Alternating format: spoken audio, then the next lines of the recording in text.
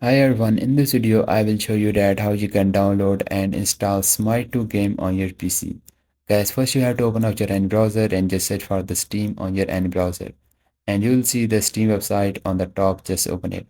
And then click on the login option you are seeing on the right hand top. And here just sign in with your account, and if you don't have an account then just simply create one.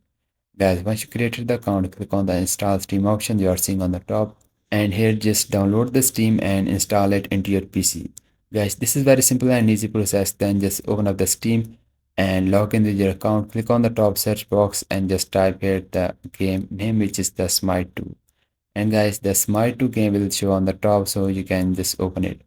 And here in this page, just scroll down and you will see option of add to cart. Just click on the add to cart option and click on the continue to payment option, and then pay with your PayPal or any other card you have.